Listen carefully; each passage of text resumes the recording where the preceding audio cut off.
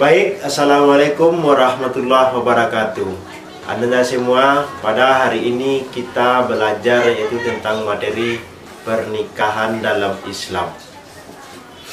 Yang pertama yaitu tentang hakikat pernikahan. Pernikahan adalah misalkan walizah atau perjanjian yang sangat kuat antara pria dan wanita untuk membina rumah tangga yang bahagia. Jadi pada hakikatnya menikah itu tujuannya mencapai kebahagiaan dunia wal akhirah. Oleh karena itu, dalam hakikat pernikahan itu perlu kita pahami beberapa hal. Yang pertama, perlu ada data yang akurat dan transparan. Data yang akurat dan transparan itu berkaitan dengan pihak pemerintahan. Jadi kalau berkaitan dengan pemerintahan berarti tercatat secara undang-undang. Baik, yang kedua perlu ada wali dan saksi. Kemudian yang ketiga perlu ada syirat taklik talak. Kemudian yang keempat perlu ada publikasi agar tidak muncul fitnah. Jadi tujuannya publikasi itu supaya orang banyak mengetahui bahwasanya kita sudah menikah. Terakhir, tidak boleh main-main dengan pernikahan. Intinya kita menikah itu bukan untuk tujuannya main-main, tapi secara hukum yang jelas tujuannya kita untuk mencapai kebahagiaan dunia wal akhirah. Tujuan pernikahan pertama menghalalkan pergaulan. Kemudian yang selanjutnya menghindari fitnah. Dan selanjutnya menghindari perzinahan. Kemudian yang keempat menghasilkan keturunan yang soleh. Selanjutnya silaturahmi antara kedua keluarga besar suami dan istri. Di bahwasanya seseorang yang sudah menikah dia harus kawin. Jadi kalau seseorang itu setelah dia menikah antara keluarga istri dan keluarga suami itu sudah saling terkait antara satu dengan yang lainnya. Kemudian dakwah. Jadi dakwah itu kepada anak dan istri dan keluarga besar memiliki nilai strategis yang tinggi. Jadi kalau seseorang suami istri itu dia sudah menikah, maka akan diketahui oleh anaknya kalau dia mempunyai keturunan nantinya. Kemudian terakhir sedekah. Tiada hari tanpa sedekah. Jadi memberi minuman anjing kehausan saja sudah besar pahalanya, apalagi memberi makan minum anak istri. Jadi ada sunnah Nabi itu bahwasanya kita memberi makan ataupun minuman anjing itu sudah besar pahalanya, apalagi kita memberi makan dan minum anak istri kita. Kemudian lanjut etika ta'aruf. Jadi selama ta'aruf dia ada beberapa hal yang harus kita pahami. Yang pertama dilarang berkhalawat. Jadi maksudnya di sini berkhalawat itu dilarang kita itu berdua-duaan. Kemudian yang kedua harus menahan pandangan. Kemudian yang ketiganya jangan bersuara mendayu-dayu atau ketawa terbahak-bahak. Kemudian yang keempat jangan bersentuhan. Kemudian yang terakhir jangan bicara sambil menunduk. Lanjut kepada rukun nikah.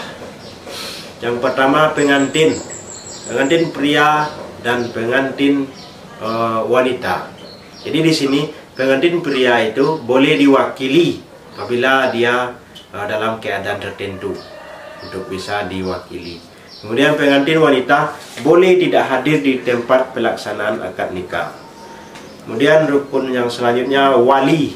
Jadi wali itu yang pertama ayah, kemudian kakek, kemudian kakak, dan seterusnya paman. Itu disebut dengan wali nasab. Kemudian kalau seandainya wali hakim itu ditunjuk oleh pihak pemerintahan. Kemudian lanjut yang ketiga saksi. Jadi saksi di sini minimal saksi itu 2 orang laki-laki. Kemudian yang keempat mahar. Jadi mahar merupakan hasil kesepakatan antara calon suami mempelai pria dan calon mempelai wanita.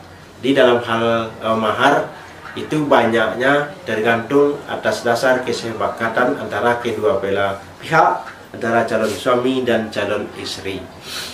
Kemudian terakhir ijab kabul. Jadi ijab kabul itu fungsinya agar kedua belah pihak sepakat menerima akad pernikahan ini dengan segala akibatnya. Redaksi ijab kabul tersebut sangat fleksibel, bisa panjang, bisa pula pendek. Yang penting esensinya jelas. Syarat pernikahan. Jadi dalam syarat ini ada 2 syarat dalam hal pernikahan. Yang pertama itu seagama. Jadi haram menikahi dengan orang non-muslim, kecuali dengan wanita yang ahli kitab atau wanita yang muslim. Kemudian yang kedua antara din, yakni sama-sama ridho. Jadi maksudnya sama-sama ridho ini, dia itu mau atau setuju untuk melakukan ataupun melangsungkan akad nikah. Jadi antara kedua belah pihak tadi, dia menyetujui atau dia mau untuk melangsungkan akad nikah tadi. Selain 2 syarat di atas, terdapat syarat lain yakni baligh dan kufu. Jadi baligh di sini maksudnya dewasa, ya, atau sudah cukup umur. Sedangkan kufu artinya itu setara dalam pendidikan, kedudukan, usia dan lain sebagainya. Tapi kedua syarat ini bukan syarat sah melainkan syarat kesempurnaan. Dia akan lebih baik apabila ini terpenuhi. Lanjut kepada macam-macam pernikahan. Yang pertama nikah biasa. Jadi nikah biasa itu nikah yang dilakukan, yang dilaksanakan, yang sesuai ketentuan syariat Islam. Jadi nikah itu diakui secara syariat dan diakui secara undang-undang. Jadi bisa nikah yang dilakukan oleh orang tetangga kita ataupun yang nikah yang dilakukan oleh orang banyak yang sesuai dengan ketentuan syariat. Kemudian yang kedua nikah gantung, yaitu manakala setelah selesai akad nikah dia diikuti langsung dengan berumah tangga. Jadi rumah tangganya ditangguhkan karena ada sounding tertentu atau karena ada alasan tertentu. Kemudian yang keempat nikah mut'ah. Nikah mut'ah atau kawin kontrak ialah menikahi dengan batas waktu tertentu, misalnya untuk selama 3 bulan, 3 tahun dan sebagainya. Jadi intinya nikah kontrak itu nikah yang memakai tenggang waktu dalam waktu yang ditentukan tergantung kepada kesepakatan antara kedua belah pihak, antara calon suami itu dan calon istri. Kemudian yang selanjutnya yang terakhir nikah siri. Syarat dan rukunnya dipenuhi, tetapi pelaksanaan akad nikahnya di bawah tangan. Jadi tidak dibukukan oleh KUA atau catatan sipil serta tidak dipublikasikan secara langsung. Jadi nikah siri itu rukun dan syaratnya terpenuhi, akan tetapi tidak diakui secara undang-undang. Kenapa tidak diakui secara undang-undang? Karena tidak tercatat di kantor KUA. Lanjut, mengapa orang menikah siri? Antara lain, salah seorang mempelai terkena aturan tidak boleh menikah selama ikatan dinas. Misalnya salah satu contoh, seorang anggota TNI, dia masih di dalam ikatan dinas, kemudian belum ada izin untuk melakukan akad nikah, kemudian dia ingin menikah, itu bisa juga terjadi yang namanya nikah siri. Yang kedua, calon mempelai masih duduk di bangku SMA yang terkena aturan tidak boleh menikah. Kemudian yang ketiga, PNS yang berpoligami tetapi khawatir diketahui atasannya sehingga dapat dipecat. Kemudian terakhir, berpoligami tetapi takut diketahui istri pertama. dampak nikah siri secara umum. Di dampak nikah siri secara hukum. Yang pertama, bisa menimbulkan fitnah. Ya, kenapa bisa menimbulkan fitnah? Karena nikah siri itu tidak tercatat oleh pihak pemerintah atau tidak diketahui oleh orang banyak.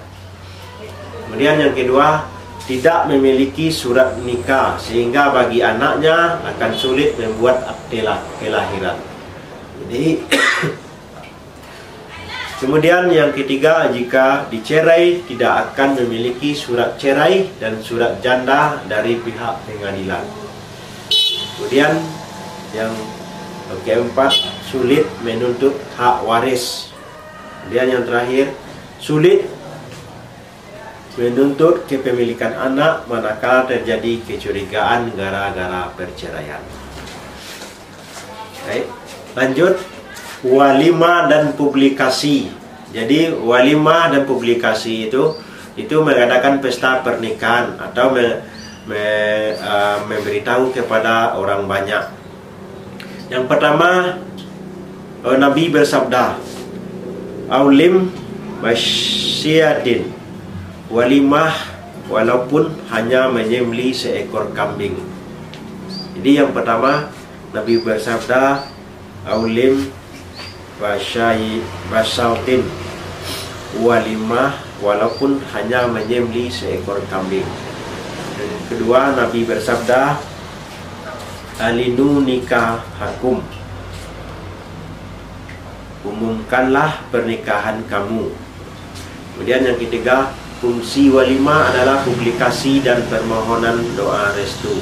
Terakhir, doa untuk kedua pengantin.